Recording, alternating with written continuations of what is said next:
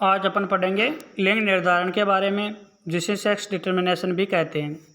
और लिंग निर्धारण लिंग गुणसूत्रों पर निर्भर करता है, इसलिए अपन गुणसूत्रों को दो भागों में विभाजित करते हैं। एक है आपके लिंग गुणसूत्र और दूसरा है कायिक गुणसूत्र। जो लिंग गुणसूत्र है वो लिंग निर्धारण में सहायक होते हैं और पशु पक्षी एवं मनुष्य में लिंग निर्धारण करते हैं, जबकि कायिक गुणसूत्र है वो कायिक लक्षणों के निर्धारण में सहायक होते हैं। कायिक लक्षणों में जैसे शरीर हो गया, हाथ पैर आँख नाक कान सींग, ये है, इनका निर्धारण कायिक गुणसूत्रों के माध्यम से होता है। और इन लिंग गुणसूत्रों को एलोसोम भी कहते हैं। और लिंग गुणसूत्रों की खोज है जो 1902 में C.E. मैककलंग नामक वैज्ञानिक ने ग्रासहॉपर में की थी। ग्रासहॉपर क्या होता है? जो आपके टिड्डे होते हैं इनको ग्रासहॉपर कहा जाता है, जिसके अंतर्गत 1902 में मैककलंग नामक वैज्ञानिक आया था और उसने लिंग गुणसूत्रों की खोज करके लिंग निर्धारण के बारे में कुछ बताया। इसके अलावा लिंग निर्धारण के लिए गुणसूत्रीय सिद्धांत 1902 से 1905 में A.B. विल्सन एंड स्टीवेन नामक वैज्ञानिक ने दिया था।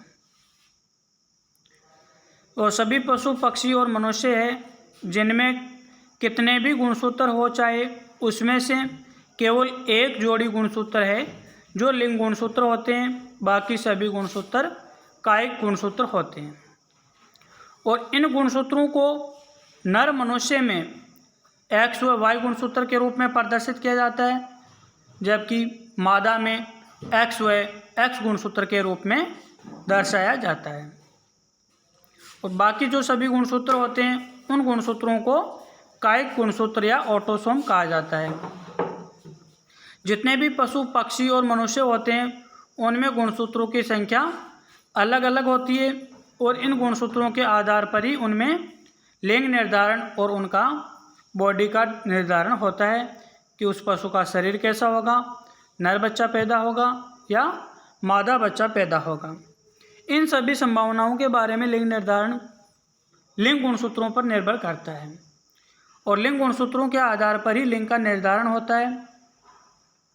अब अपन देखेंगे कि किस पशु में किस प्रकार के और कितने गुणसूत्र पाए जाते हैं।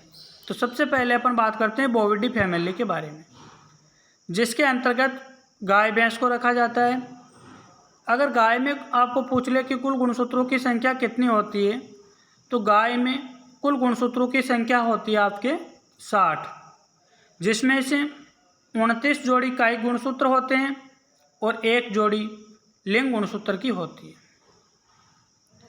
तो गाय में कुल 60 गुणसूत्र पाए जाते हैं। अगर भैंस की बात करें तो भैंस गुणसूत्रों की संख्या के आधार पर दो प्रकार की होती है। एक है आपके स्वैम्प बफेलो और दूसरी है रिवर बफेलो। स्वैम्प बफेलो में कुल गुणसूत्रों की संख्या 48 होती है और रिवर बफेलो में कुल गुणसूत्रों की संख्या 50 होती है, जिसमें से स्वैम्प बफेलो में 23 जोड़ी कायिक गुणसूत्र और एक जोड़ी लिंग गुणसूत्र पाया जाता है। तो यह आपकी बोविडी फैमिली हो गई। अब बात करें अपन इक्वाइन फैमिली के बारे में, तो इक्वाइन फैमिली के अंतर्गत आपके गधा, घोड़ा और खच्चर को रखा जाता है। इनमें भी गुणसूत्रों की संख्या अलग अलग होती है। अगर घोड़े में अपन बात करें तो घोड़े में कुल गुणसूत्रों की संख्या है जो 64 होती है, गधे में 62 होती है और खच्चर में 63 होती है, जिसमें से 31 पेयर कायिक गुणसूत्र के होते हैं और एक अयुग्मित लिंग गुणसूत्र होता है, जो लिंग का निर्धारण करता है कि खच्चर बच्चा है जो नर होगा या मादा होगा। इसमें एक अयुग्मित गुणसूत्र पाया जाता है, जिसके कारण खच्चर है जो बंदे या स्टाइल होते हैं संतान उत्पन्न नहीं कर सकते। खच्चर गधा और घोड़ी के क्रॉस से पैदा होते हैं, वैसे खच्चर खुद है जो संतान उत्पन्न पैदा नहीं कर सकते।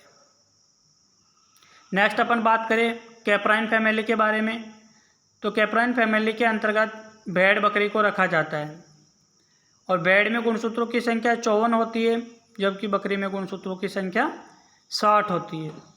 बकरी में और गाय में कुल गुणसूत्रों की संख्या है जो समान होती है। बकरी में भी 60 गुणसूत्र होते हैं और गाय में भी 60 गुणसूत्र होते हैं, जिसमें से एक जोड़ी लिंग गुणसूत्रों की होती है और बाकी सभी गुणसूत्र है जो कायिक गुणसूत्र होते हैं। तो अपन ने गाय, भैंस, भेड़, बकरी, गधा, घोड़ा और खच्चर के बारे में देख लिया। अब अपन नेक्स्ट क्लास के अंतर्गत सुइडी है, Felidae, Canidae, chickens, in family के बारे में पढ़ेंगे।